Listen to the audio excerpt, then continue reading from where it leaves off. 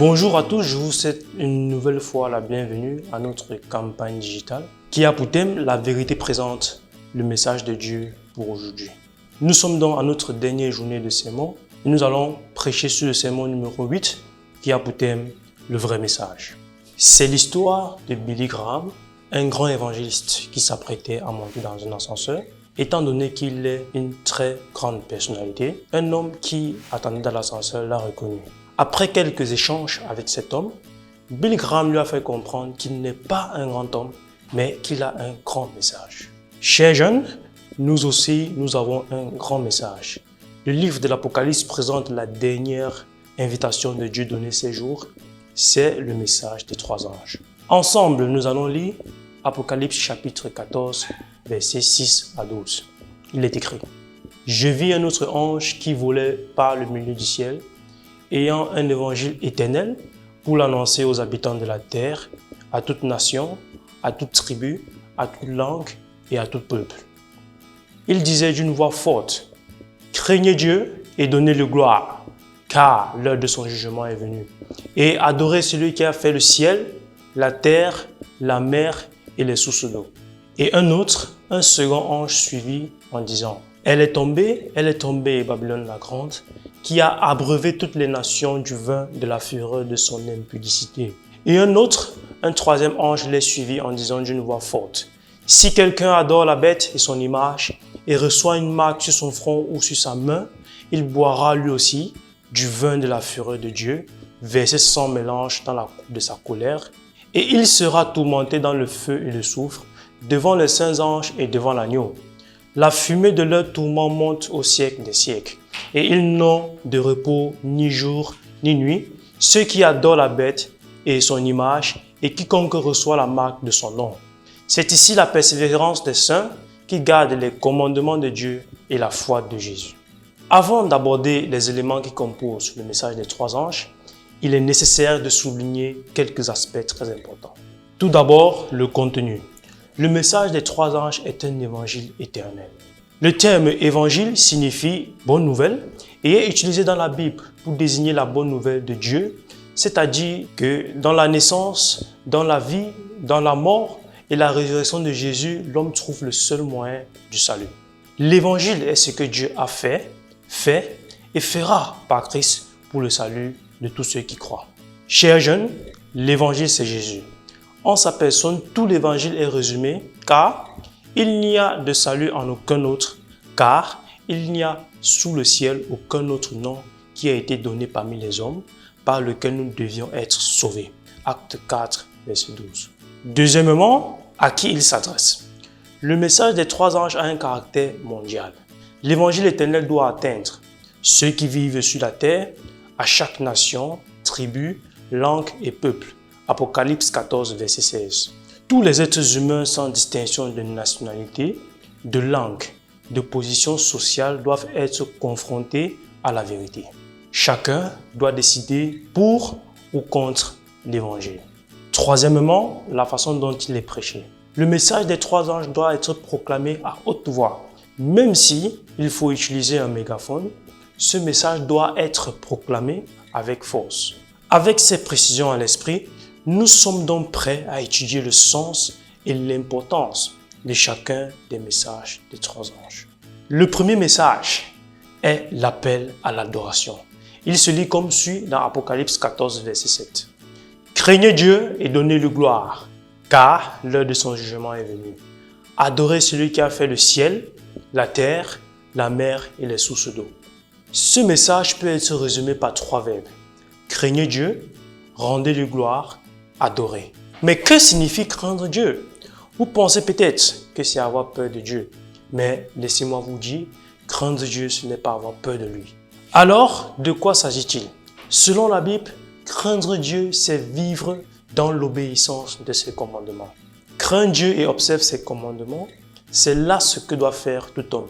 Ecclésiaste 12, verset 13. Il nous est donc recommandé de rendre gloire. Nous glorifions Dieu avec nos vies et nos bonnes œuvres. Si vous portez beaucoup de fruits, c'est ainsi que mon Père sera glorifié et que vous serez mes disciples. Jean 15, verset 8. Que votre lumière luise ainsi devant les hommes, afin qu'il voie vos bonnes œuvres et qu'il glorifie votre Père qui est dans les cieux. Matthieu 5, verset 16. Il est donc important que vous compreniez, chers jeunes, que vos bonnes œuvres ne sont pas destinées à vous glorifier vous-même, mais à glorifier le Dieu qui vous a sauvé. Enfin, il nous est commandé, adorez celui qui a fait le ciel, la terre et la mer et les sources d'eau. Apocalypse 14, verset 7. Dieu est le Créateur et est le seul qui mérite notre adoration. La lutte finale tournera autour de l'adoration. Mais qui allons-nous adorer? Dieu ou le dragon? Chers jeunes, nous devons donc être clairs sur le fait que Dieu est le Créateur et le seul qui mérite notre adoration. Le deuxième message est un appel à la défense de la vérité. Le deuxième message dit: elle est tombée, Babylone la grande, qui a abreuvé toutes les nations du vin de la fureur de son impudicité. Apocalypse 14, verset 8. Le deuxième ange nous parle de la chute de Babylone spirituelle. Mais qu'est-ce que Babylone? Dans la Bible, ce nom signifie confusion, tandis que dans le livre de l'Apocalypse, le symbole de Babylone est utilisé pour désigner l'ennemi du peuple de Dieu lors des derniers jours. Un pouvoir politique religieux qui tente de dominer le monde entier avant le retour du Seigneur. Ce pouvoir est destiné à tromper le monde avec l'enseignement des fausses doctrines. Chers camarades, le message du deuxième ange nous invite à tenir ferme dans nos convictions bibliques et à les défendre. Par conséquent, il est donc important que vous restiez ferme dans la vérité de Dieu. Le troisième message est un appel à la fidélité. Le dernier message évangélique est révélé dans le livre de l'Apocalypse, chapitre 14, verset 9 à 12. Et un troisième ange les suivit en disant d'une voix forte: si quelqu'un adore la bête et son image et reçoit une marque sur son front ou sur sa main, il boira lui aussi du vin de la fureur de Dieu, versé sans mélange dans la coupe de sa colère, et il sera tourmenté dans le feu et le soufre devant les saints anges et devant l'agneau. Et la fumée de leur tourment monte au siècle des siècles, et ils n'ont de repos ni jour ni nuit, ceux qui adorent la bête et son image, et quiconque reçoit la marque de son nom. C'est ici la persévérance des saints qui gardent les commandements de Dieu et la foi de Jésus. Le troisième message est un avertissement de Dieu qui précise les conséquences de rejoindre les forces du mal. Ponctuellement, 3 faits différents sont interdits: adorer la bête, adorer l'image de la bête et recevoir la marque de la bête. C'est le message le plus solennel dans la Bible et le dernier message à être annoncé avant la venue de Jésus-Christ. Si je devais résumer le message du troisième ange en une seule expression, ce serait « rester fidèle ». Oui, chers jeunes, le message des 3 anges est un appel à l'adoration, à la défense de la vérité et à la fidélité. C'est l'évangile éternel de la grâce de Dieu manifesté en Jésus-Christ qui doit atteindre avec puissance toutes les extrémités de la terre. Au cours de cette semaine, nous étudions le message de Dieu tel qu'il est présenté dans le livre de l'Apocalypse. Nous vivons à une époque où la tromperie est à l'ordre du jour. Cependant, en ce temps, Dieu vous a appelé à proclamer l'évangile éternel avec puissance. Vous pouvez sentir que vous n'avez pas la préparation nécessaire ou bien que vous n'avez pas assez de talent pour prêcher. Cependant, je vous assure que plus que votre capacité, Dieu s'intéresse à votre disponibilité.